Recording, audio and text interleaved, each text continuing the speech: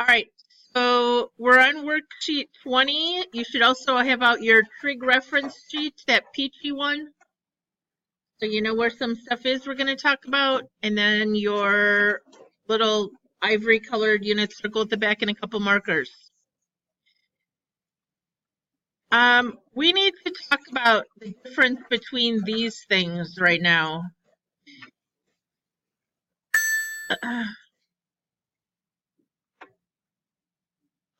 If I ask you what the sine of 30 degrees is, you're going to look at your unit circle and tell me it's what?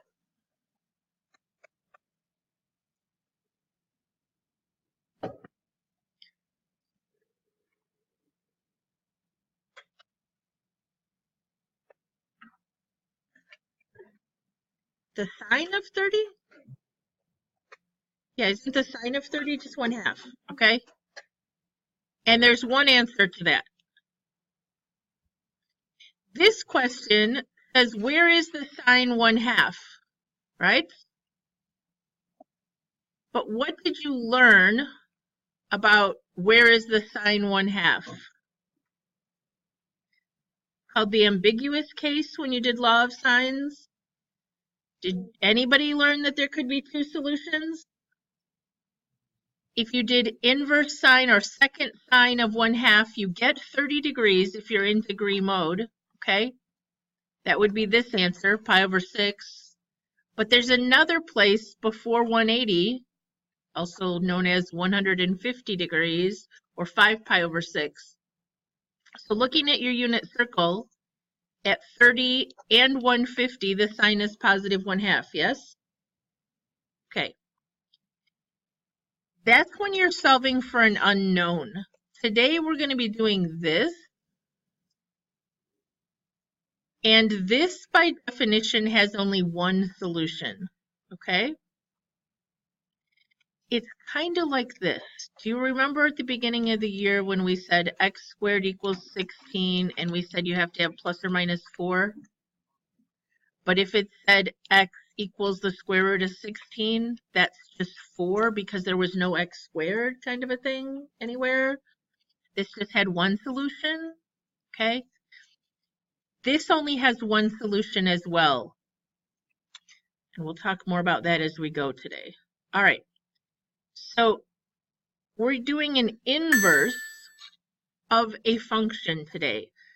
But do you remember the horizontal and vertical line test? Like we talked about that this did not have, this was a function, yes, parabola is a function, but its inverse failed the horizontal line test. And at one point we did this tiny little bit of examples of restricting. We said, well, if we said it was only this half of the parabola, then it would have an inverse. Kind of remember that? If we restricted it, so we talked only about half a parabola, it would have an inverse that was also a function. Okay, and it would look like this because it would be reflected across the line y equals x. Well, the sine graph passes the vertical line test, right? But does it pass the horizontal line test? No, right? Because there's horizontal lines here that would cross it more than once. So we have to restrict it if we want the inverse to be a function. And we don't want to restrict like 0 to pi because it would still fail the horizontal line test, right? If I was talking about that. We need to restrict it so that it passes the horizontal line test and its inverse will be a function. So we also want it to get all the values. So we want to go from -1 to 1. So we're going to restrict it from negative pi over 2 to positive pi over 2. Then what do you do when you do an inverse? Is you take all the x's and you make them y's and all the y's and you make them x's. Okay? So we're going to take these two x restrictions and they're going to end up being the y's. And the fact that over here it went from -1 to 1 is going to become the x values when you do the inverse. Basically, it's just reflecting across this line. Whoa, that's really badly drawn. Okay, remember that dotted line through there? It's doing the reflection across that. but it also looks stretched out because where this was like 1.5, now it only goes to 1. It's kind of weird. All right, so that is called the inverse sign, and it's written like this. It is also called the arc sign. These are equivalent. I don't know why they use two different notations, but they do. Okay, they mean the same thing. So on your notes paper, I want you to show that you are going to restrict it from here to here. Okay, from negative pi over 2 to positive pi over 2. Therefore, when you redraw it as an inverse, it's going to go from negative 1 to 1. So what I'm drawing over here is this function.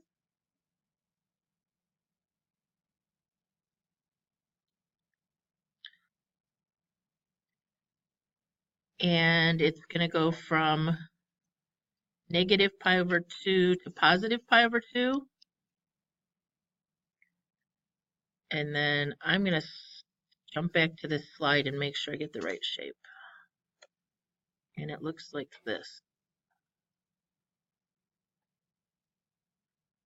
I'm not going to ask you to draw the function on a test or a quiz, okay? The book has you do a bunch, but we didn't assign any of them. I'm just going to ask you to find the values. But we know sine has to be between negative 1 and 1. So now our answer, when we put in a value between negative 1 and 1, we're going to get out an answer between negative pi over 2 and positive pi over 2. Okay? On the bottom of your peach sheet, do you see where it says, the very bottom underneath the unit circle, says inverse sine or arc sine? Okay, so we're looking at the peach sheet. Very bottom,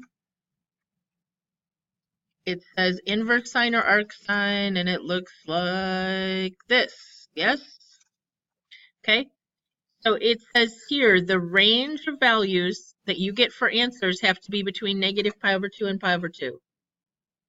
Now, for today, and for the next quiz, I'm going to let you cheat a little bit. I'm going to let you use that unit circle I gave you today. And let me explain how we're going to do this. The answers you give me have to fall from pi over 2 up here to what? What did it just say the range was? From pi over 2 to negative pi over 2. Where's negative pi over 2? Yes. So we're going to renumber this and call it negative pi over 2. Okay. And from up here to down here, I'm going to color a little loop here. And I'm going to say in these two quadrants is where I can look for an arc sine. I'm going to give myself a key here because I'm going to end up with different colors for different things. So in those two quadrants, quadrant 1 and quadrant 4, but remember it's not really quadrant 4, it's the renumbered quadrant 4, okay, with negatives. In there is where I can find an arc sine. All right, let me give you an example of what an arc sine question will look like. This is an arc sine question. Where is the sine? That's what that means. Where is the sine? Square root of 3 over 2. So you go to your unit circle and you go right here, sine, right? Not so we're doing sine, so it's the second coordinate. And you tell me the answer is at pi over 3. Okay, the second question I have up here doesn't make any sense. This is not possible. Our answer can only be from, yeah, this doesn't make any sense. We're just going to skip that question. Okay, where is the sine negative 1? So the y value is -1 down here at 270, but we have to answer it as -π/2. Okay. Let me make one up that would make sense in here. What is the inverse sine of -1/2? Can you tell me where the sine is -1/2? Yeah, it's 330, but what are we going to call that? I erased those numbers in there because on purpose. Remember what we have to call them if we're going this way? Yes, this is -π/6, and you're welcome to write these in here. -π/4, -π/3, and -π/2. Now, could you do that on the peach unit circle if I asked you to? It's not going to be renumbered on that peach unit circle, but you could figure out what it should be renumbered in that quadrant. Okay. So let me ask you one more question. This time look at your peach unit circle. Okay.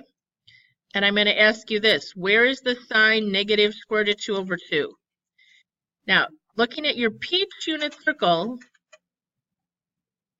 the first place I would look if it were me on my peach unit circle is I would look down here to remind myself I'm doing a sign question, so I can only be looking in these two quadrants, which is 1 and 4. My answer has to fall between there and there. So then I go to the unit circle, and it said, where's the sign (-√2/2)? But yours won't say this. Yours will say what, 7π/4 right there? And you need to realize my answer had to fall between -π/2 and +π/2, so I'm going to have to call that -π/4. Okay, the second time you take a quiz on this, you're not going to get to use the colored one, and on the final. All right, back here, we're going to do cosine now. Cosine, if I restrict it from -π/2 to +π/2, what will it pass the horizontal line test? No. We have to restrict it differently. So in order to get all the values from 1 to -1 on the blue here, we're going to restrict it from 0 to pi. So it's going to go from 0 to pi on the y and -1 to 1 on the x when we do the inverse. Okay? So here, we're restricting it here to here, 0 to pi. And when we draw the inverse cosine function,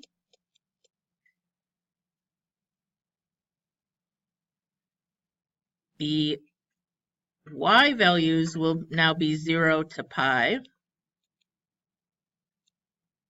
and the x values will be -1 to 1. And let me get the slant right. Okay, it goes like this. Nope, doesn't go like that. Oh, can we fake it? Does that look all right? I can put this one back up if it's easier to copy theirs. Okay. Mine isn't horrible, I guess. Again, I'm not going to ask you to draw this. What you need to know is that it goes from 0 to pi. So what does that tell me about my unit circle? Where are the answers I can use? Quadrant 1, use a different color for this, guys, and quadrant 2. So quadrants 1 and 2 are where I can look for answers to what function again? Yes, arc cosine or inverse cosine.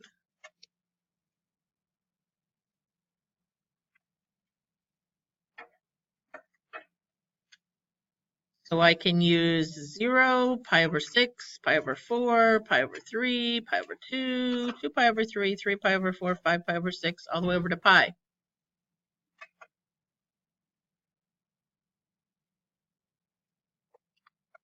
All right. So on the bottom of your peach sheet, this is where it will tell you that. You see right down here when we're talking about cosine, you can only answer between 0 and pi. Everybody see where that is on the peach sheet? Because eventually you won't be able to use that colored one. All right, let's use it for now though. Where is the cosine negative square root of 3 over 2? It happens twice on the unit circle, but only one of them did we just shade. Yes, right here. It also happens down here, but it's not shaded in that quadrant. Matter of fact, you can't ever use quadrant 3 for an inverse trig function. Okay, so the answer here was 5 pi over 6. Okay, arc cosine means the same thing. Can the cosine ever be 2.5? No. So again, this was a stupid example. Let me give you another one. Arc cosine of positive square root of 3 over 2. Where does that happen? Pi over 6, everybody good? Okay. Inverse cosine or arc cosine, same thing, of negative 1/2. So where is the x value on our unit circle, negative 1/2? Okay, happens twice, but we have to use the one that's in quadrant 1 or 2, and if it's negative, it's in quadrant 2. All right, that takes us to tangent. Look what magic happens when we look at tangent. If it has kind of ready-made restrictions, right? If we just look at one period from negative pi over 2 to pi over 2, then it will pass the vertical and horizontal line test. Okay, so the inverse tangent, we're just going to use this little section right in here. And when we draw it,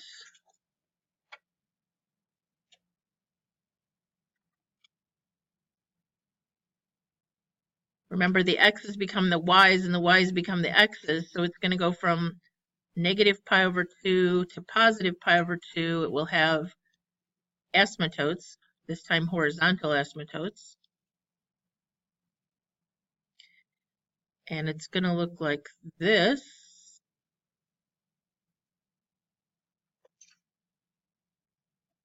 Okay.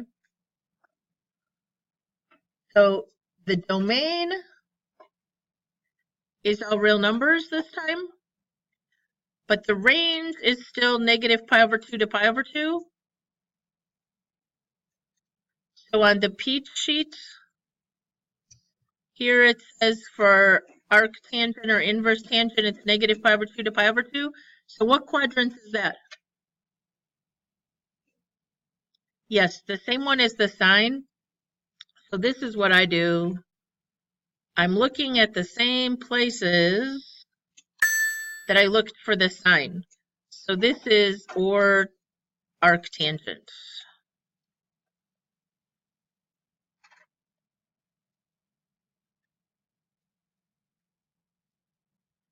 I just used two colors. Tangent and sine are the same. Why isn't cosine the same? Why can't we use those same two quadrants for cosine and be done with it? Cosine would be positive in those two quadrants, right? In both quadrants, so you'd have, wouldn't cover the negative values and it wouldn't pass the vertical line test, horizontal line test for the original function. All right, so let's do a couple. Tangent honestly is hard. Tangent is hard because you have to think about this a lot. What values would make the tangent square root of 3 over 3? On your unit circle, in order for it to be negative, it'd have to be down here somewhere, right? Okay, so this ordered pair is square root of 3 over 2, negative 1/2. Is that right, guys? And then this would be square root of 2 over 2 negative square root of 2 over 2. And negative 1/2, no, 1 positive 1/2 negative square root of 3 over 2. Okay, which one of those is going to have a tangent of square root of 3 over 3? That takes some thinking, huh? Well, is it this one? If I put y over x here, the tangent is going to be what? 1, negative 1, because I'm putting all that garbage over the same garbage. Over here, the tangent at this spot would be negative 1 over square root of 3. What's that going to become? Negative square root of 3 over 3. If I did this one, the tangent would be negative square root of 3 over 1, which would just be negative square root of 3 over 3. So this is the one we're looking for here. And what point was that? What is that called on your colored unit circle? Negative pi over 6, because remember, we can't call it 11 pi over 6. Right, where's the tangent negative 1? No. Tangent negative 1. Yes, it's here, which is at negative pi over 4. Let me go to this picture again to help you see that. Okay, the y over the x would be negative 1 here at negative pi over 4. Where is the tangent? Let me ask this question. Inverse tangent, okay, of positive square root of 3. Anybody know where that is? Arctangent of positive square root of 3.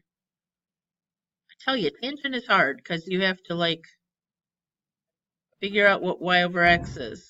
What is it? Yes, because if you put this y over this x, you'd get a tangent of square root of 3. All right, sine, cosine, tangent. We did them all. So we're going to spend a couple minutes doing these. Where is the tangent 0? This, guys, I'm not teaching you anything if you're not looking at the unit circle while you do this, okay? So looking at the unit circle, we have it all colored in. Where's the tangent? 0. Arctangent is in red on mine right here. So if I put y over x, I will get 0 at 0, yes? You have to answer in radians, so it's 0.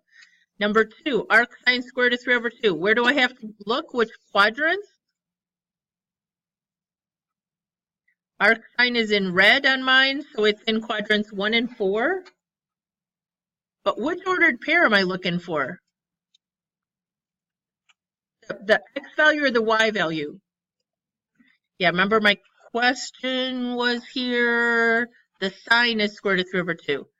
So in those two quadrants, a sine value of square root of 3 over 2 is pi over 3. This is really just like kind of hide and go seek, right? Find the answer. Okay, where's the cosine square root of 2 over 2? Square root of 2 over 2 in a cosine position, pi over 4. Okay, negative 1 for a tangent. Tangents are the hard ones. You really have to think, what would the tangent be? Let's go through these real fast. What would the tangent be up here? 1 over 0 would be, tangent would be undefined. What would the tangent be here? Square root of 3 over 1 would be square root of 3. What would the tangent be here? Square root of 2 over 2 divided by square root of 2 over 2 would be 1. 1 over square root of 3, which would become, is everybody getting better at doing these in their head? 0 over 1 would be 0. 1 over square root of 3 would be square root of 3 over 3, but that one would be negative. This one would be negative 1. This would be square root of 3 over 1, or just negative square root of 3 over 3, or square root of 3, not over 3, kidding. So where was the tangent negative 1? Yes. And she didn't say 7 pi over 4, right?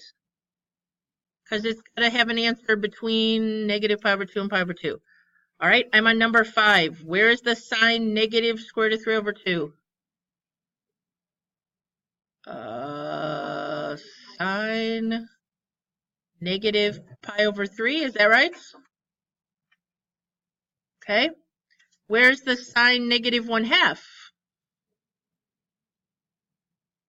Okay, where's, oh, what are they doing to me here?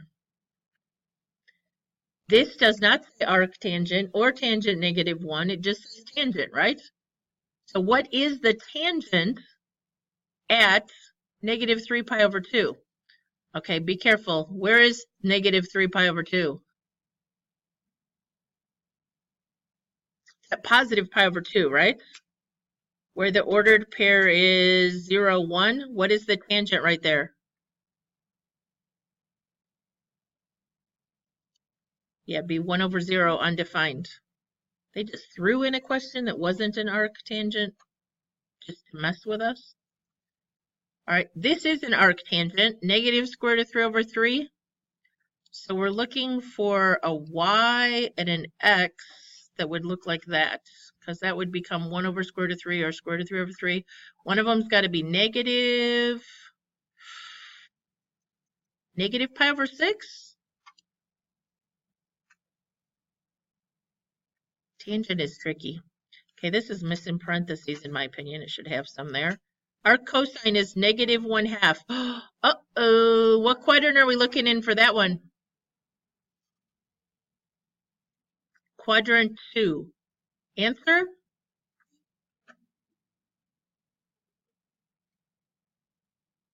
Yes, 2 pi over 3. I was going to do that one wrong.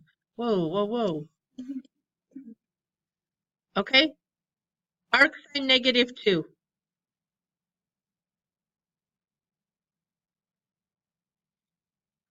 Yeah. Can the sine ever be negative 2? Can only go from negative 1 to 1.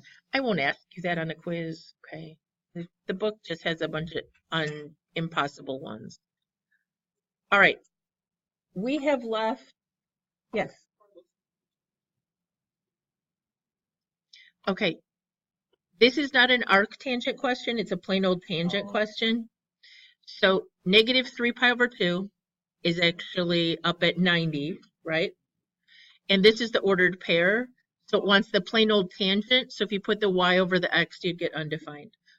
Yeah, because they didn't put the little, this is of an angle. This is the value that they want the angle for. Yep, good question. We don't have much time left, but what can I help you with on tomorrow's quiz? I have the, well, law of sines, law of cosines, area formula, application problems, homework question, modeling.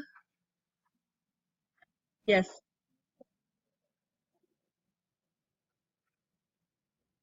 Graphing other trig functions, yes. Okay, there is a question on the quiz that says either graph the cotangent or the tangent. Okay, I thought I had a slide for this. Here we go. If it said graph the tangent, it would look like this. You just have to have it memorized, guys. It would cross at 0 and again at pi. These would be negative pi over 2, positive pi over 2, 3 pi over 2. Anybody know what the difference is if it's a cotangent graph? It is flipped in shape, but the asymptotes are also shifted, yes. So it goes this way.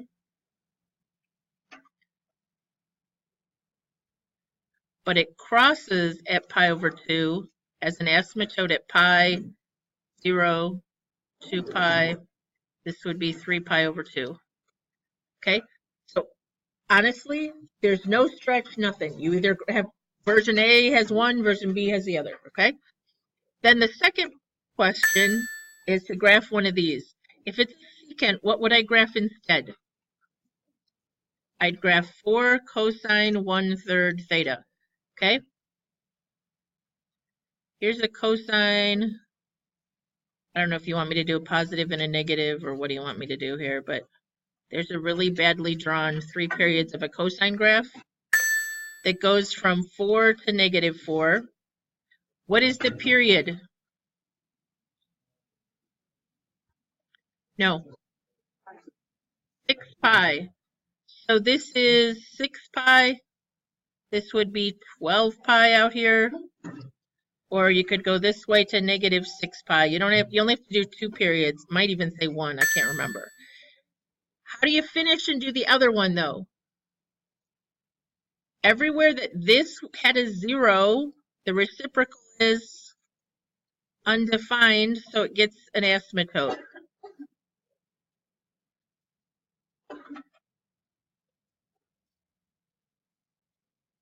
And then all those little u's do what? They flip. So this would be negative 3 pi, negative 4. This one would be 0, 4.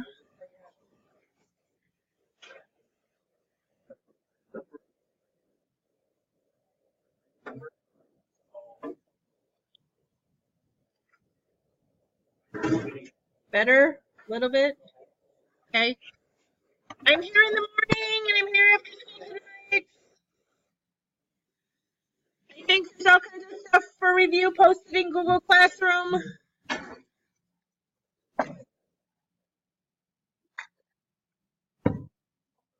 Bye. Yeah, sounds good, Jessica.